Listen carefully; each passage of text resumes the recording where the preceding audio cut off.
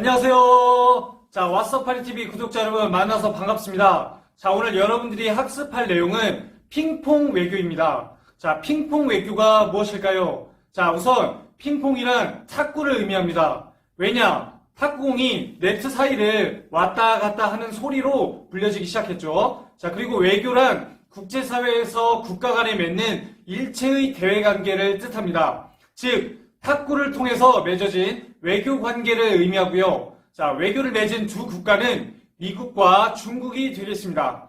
자, 그럼 지금부터 미국과 중국 두 나라 간에 맺어진 핑퐁 외교에 대해서 다 같이 알아봅시다. 고고! 우선 핑퐁 외교가 맺어지게 된 역사적 배경에 대해 알아보겠습니다. 1945년 10월 제2차 세계대전이 끝난 직후부터 연합국 대표들은 전쟁을 막고 세계의 평화를 도모하기 위해서 국제연합을 창설했죠.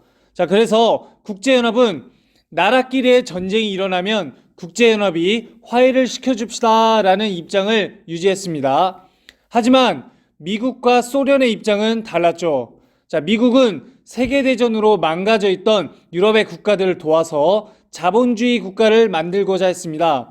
반면에 소련은 동유럽의 여러 나라들과 힘을 합쳐 사회주의 국가를 만들고자 했습니다.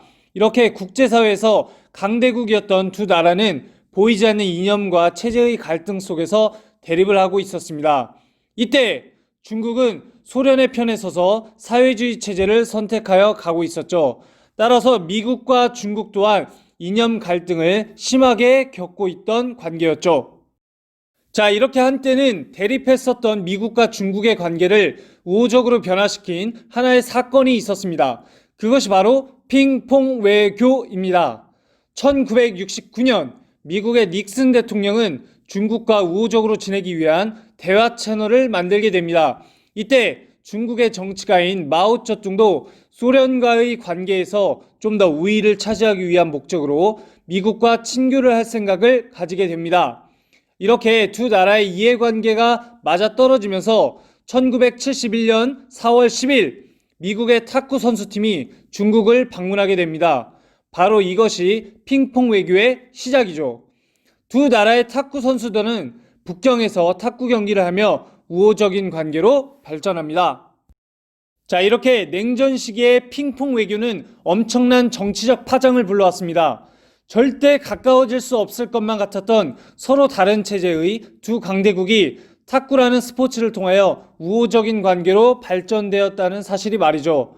이번 사건을 통해서 스포츠에는 국경이 없다는 것을 다시 한번 느낄 수 있었고, 올림픽 정신처럼 스포츠는 국제사회를 평화와 화합으로 이끌어줄 수 있는 매개체라는 것도 확인되어 주었습니다.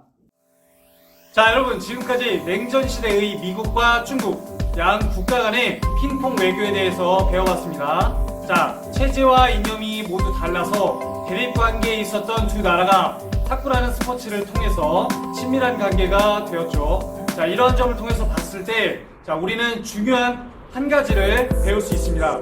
자, 스포츠는 단순히 운동 경기를 하는 것에서 그치는 것이 아니라 선수들과 모든 관련 국가들이 평화를 지향하면서 화합되는 매개체라는 것을 꼭 기억해 주기 바랍니다.